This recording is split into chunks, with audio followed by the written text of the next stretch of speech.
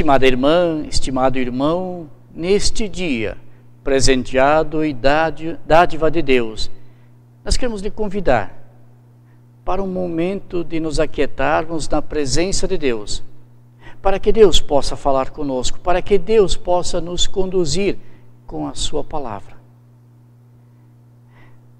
No livro de Hebreus, capítulo 2, versículo 12, está escrito: Ó Deus, eu falarei a respeito de ti aos meus irmãos e te louvarei na reunião do povo. Queremos neste dia, em nome de Deus Pai, Filho e Espírito Santo, nos colocar na presença deste Deus. Amém. Convido para cantarmos um hino.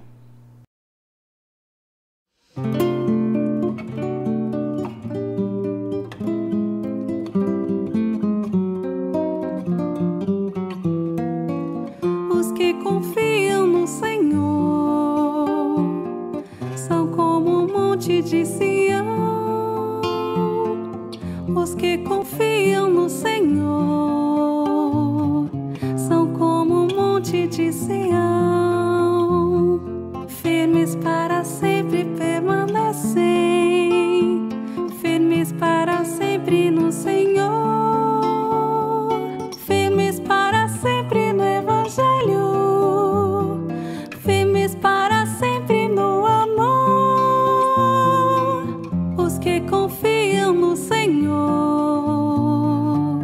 os que confiam no Senhor.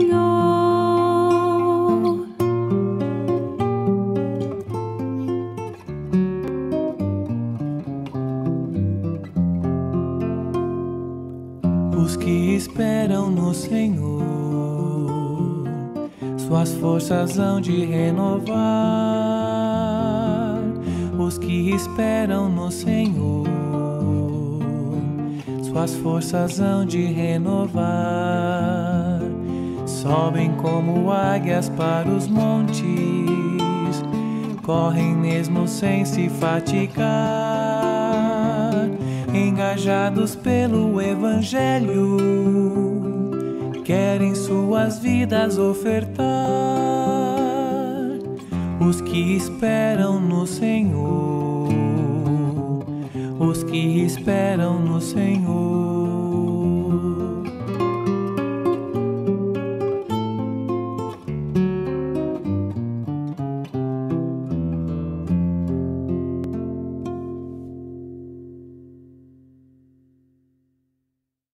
Nesse momento eu quero te convidar, minha irmã, meu irmão, para um momento de confissão de pecado. Oremos. Ó querido Deus, falar dos nossos pecados, reconhecê-los diante de Ti na Tua presença, nos conduz para a liberdade, para a vida.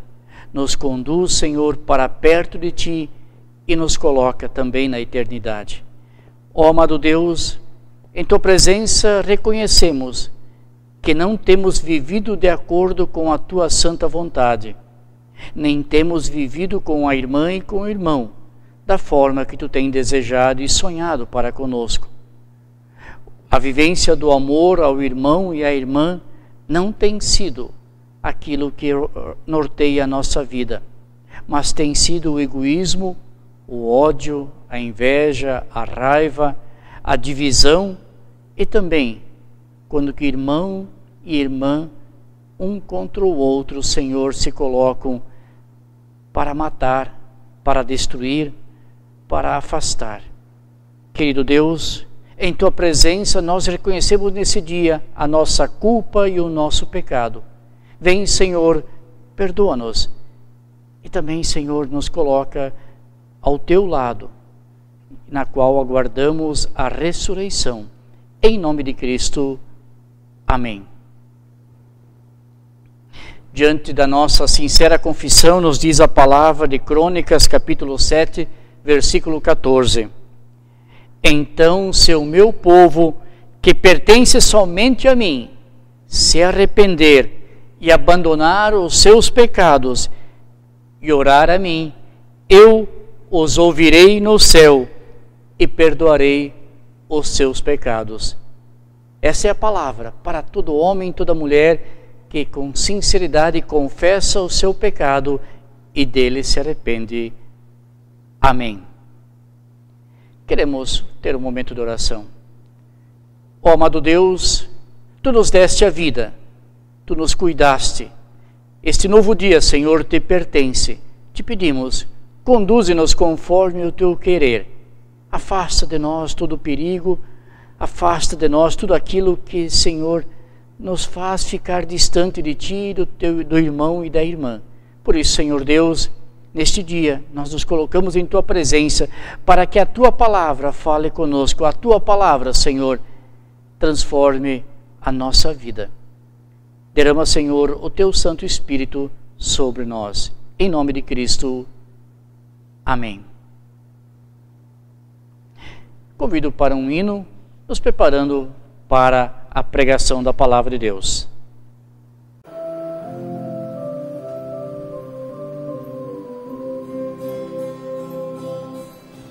É como a chuva que lava, é como o fogo que arrasa. Tua palavra é assim, não passa por mim sem deixar um sinal. É como a chuva que lava, é como o fogo que arrasa. Tua palavra é assim, não passa por mim sem deixar um sinal. Bom dia, querido irmão, querida irmã. Quero convidar para juntos partilharmos a leitura do texto bíblico previsto para a pregação deste domingo. Texto de Isaías, capítulo 5, os versículos 1 até o 7. E lá nós lemos assim: Vou cantar agora para o meu amigo uma canção a respeito da sua plantação de uvas. O meu amigo fez essa plantação num lugar onde a terra era boa. Ele cavou o chão, tirou as pedras e plantou as melhores mudas de uva. No centro do terreno, ele construiu uma torre para o vigia e fez também um tanque para esmagar as uvas. Esperava que as parreiras dessem uvas boas, mas deram somente uvas azedas. Agora o meu amigo diz: moradores de Jerusalém e povo de Judá, digam se a culpa é minha ou da minha plantação de uvas. Fiz por ela tudo o que podia. Então por que produziu uvas azedas em vez das uvas doces que eu esperava? Agora eu lhes digo o que vou fazer com a minha plantação de uvas. Vou tirar a cerca e derrubar os muros que a protegem, e vou deixar que os animais invadam a plantação e acabem com as parreiras. A plantação ficará abandonada, as parreiras não serão podadas e a terra não será cultivada. O mato e os espinheiros tomarão conta dela. Também darei ordem às nuvens para que não deixem cair chuva na minha plantação.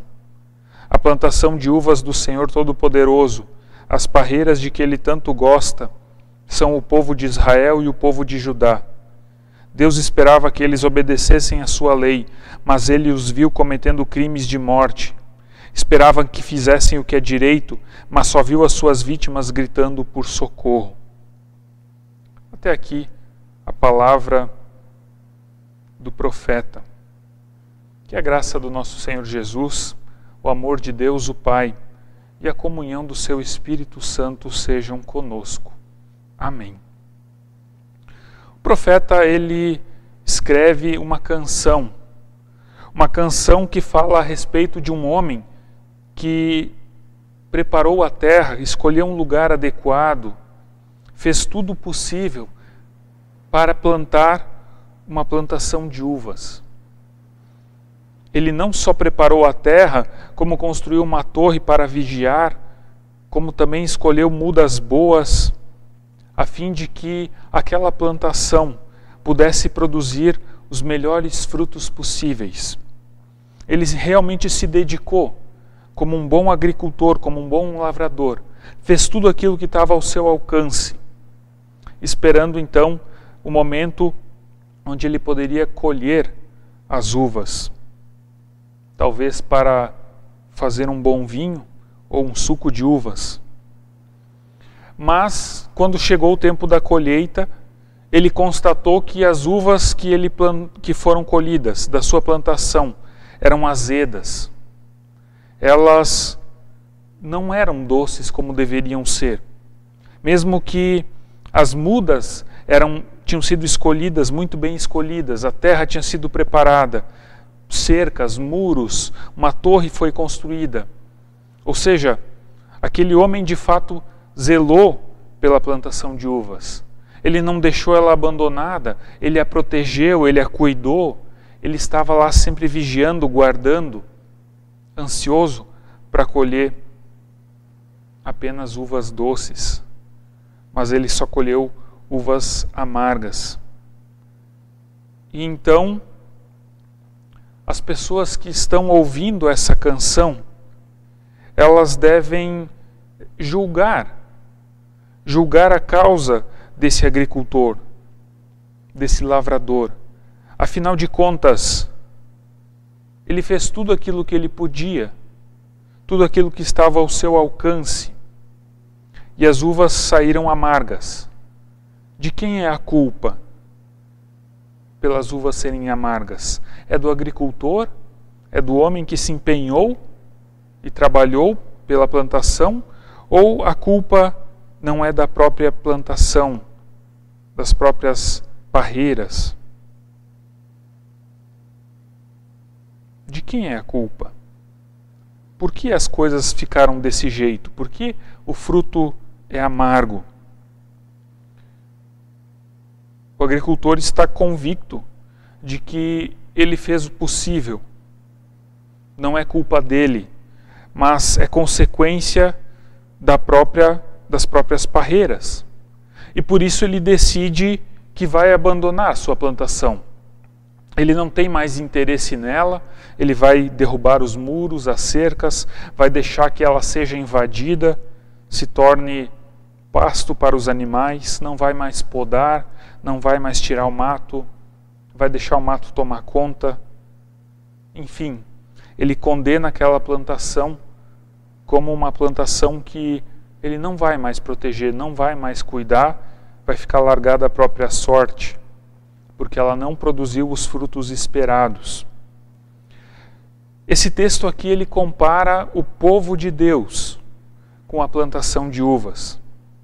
E o próprio Deus é este homem, este agricultor que cuida, que zela, que protege, que faz tudo para que bons frutos sejam produzidos. Mas o povo de Deus, ele, apesar de todo o cuidado de Deus, durante toda a sua história, desde quando Deus chamou Abraão, o surgimento do povo no Egito, a libertação do Egito, a entrada na terra prometida, Deus sempre esteve cuidando, sempre esteve abençoando, protegendo o seu povo. Mas a constatação é que o povo não produz os frutos esperados por Deus. Pelo contrário, na hora da colheita, os frutos que Deus encontra são a idolatria, corrupção, injustiça, pessoas culpadas sendo inocentadas injustamente, pessoas inocentes sendo acusadas. Enfim, o povo se prostituindo com outros deuses.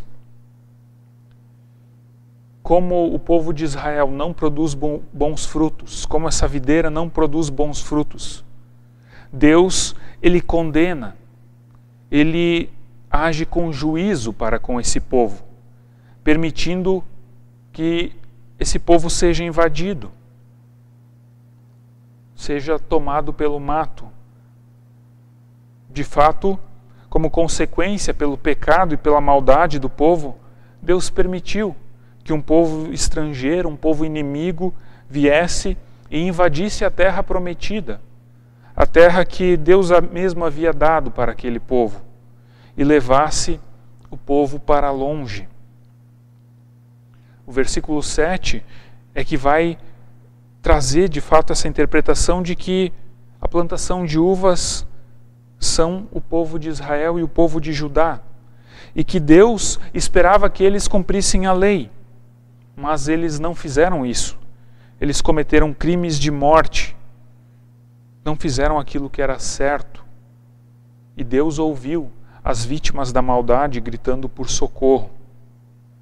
Até mesmo as nuvens não levarão mais chuva para essa plantação do Senhor, porque ela está condenada, ela está sob o juízo de Deus. Parece uma história trágica, mas o texto ele ainda continua depois, nos versículos seguintes, condenando aqueles que agem com injustiça, que acumulam riquezas e não permitem que os outros tenham o necessário para sobreviver. Enfim, continua acusando o povo por causa da sua desobediência, por causa da sua maldade. Esse exemplo da plantação de uvas, da videira, ele é retomado por Jesus no Novo Testamento. Lá em João 15, Jesus diz: eu sou a videira verdadeira e o meu Pai é o lavrador. Diferente lá do texto do Antigo Testamento, do texto de Isaías, não é o povo que é a plantação de uva, não é o povo que é a videira. Agora Jesus é a videira. Ele é a videira verdadeira, como nenhuma outra. E se nós conhecemos, se nós lembramos daquilo que Jesus fez, nós sabemos que Jesus, ele cumpre a justiça de Deus. Ele cumpre os mandamentos de Deus, tudo aquilo que Deus exigia, tudo aquilo que Deus desejava que o seu povo fizesse, Jesus cumpriu, Jesus fez. Em Jesus nós temos a justiça de Deus revelada, de forma clara, de forma completa. Jesus não deixa nada em aberto, mas ele cumpre cada letra, cada vírgula da lei.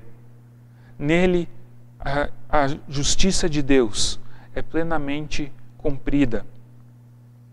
E ele faz isso por nós. Uma vez que nós estamos unidos com Cristo, uma vez que nós estamos unidos com essa videira verdadeira, nós produzimos bons frutos.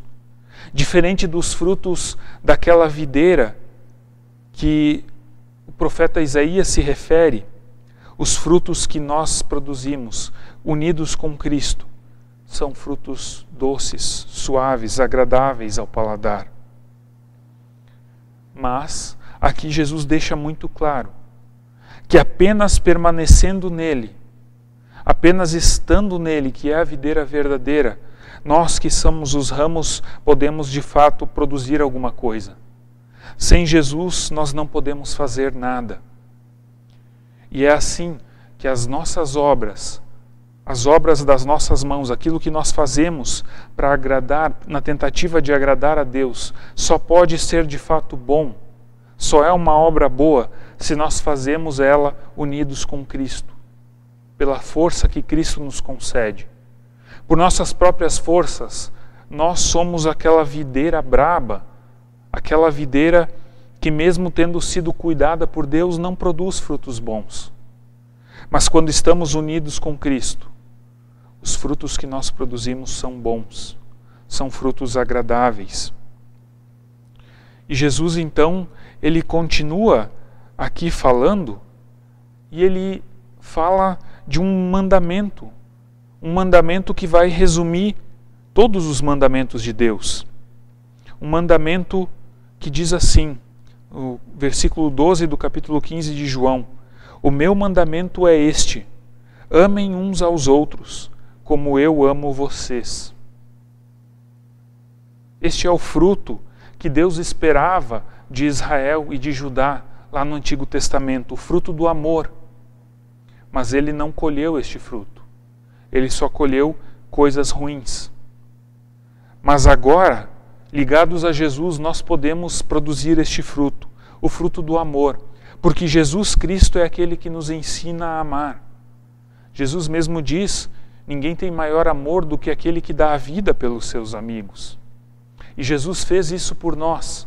Ele deu a sua vida por nós, nos mostrando e nos ensinando de forma perfeita o amor e como devemos amar. E uma vez que nós estamos ligados com Cristo, nós vamos também aprender a amar como Jesus amou. Nós vamos aprender a transbordar desse amor que não enxerga somente a si mesmo, os seus desejos, mas que enxerga o outro, enxerga aquele que está ao lado. Nós nos tornamos amigos de Jesus quando nós amamos nosso irmão e a nossa irmã com este amor que nós aprendemos de Jesus. Nós fomos escolhidos por Jesus para amar. Nós fomos escolhidos por Jesus para produzir estes frutos. Jesus, Ele nos colocou junto de si. Ele nos enxertou nessa videira verdadeira para que nós pudéssemos produzir frutos. Frutos de amor.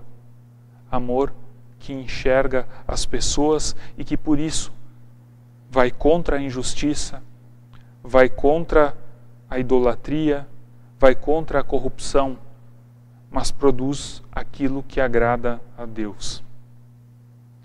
Nesta manhã nós somos chamados a olhar para a obra de Jesus e perceber que nós podemos, estando ligados nele, fazer aquilo que ele fez também por nós.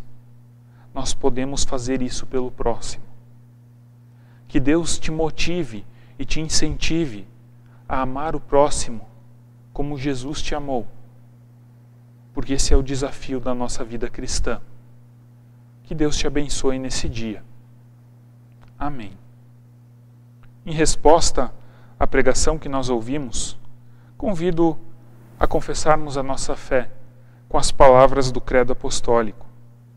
Creio em Deus Pai Todo-Poderoso, Criador do céu e da terra, e em Jesus Cristo, seu Filho unigênito, nosso Senhor, o qual foi concebido pelo Espírito Santo, nasceu da Virgem Maria, padeceu sob o poder de Pôncio Pilatos, foi crucificado, morto e sepultado, desceu ao mundo dos mortos, ressuscitou no terceiro dia, subiu ao céu e está sentado à direita de Deus Pai Todo-Poderoso, de onde virá para julgar os vivos e os mortos. Creio no Espírito Santo, na Santa Igreja Cristã, a comunhão dos santos, na remissão dos pecados, na ressurreição do corpo e na vida eterna. Amém.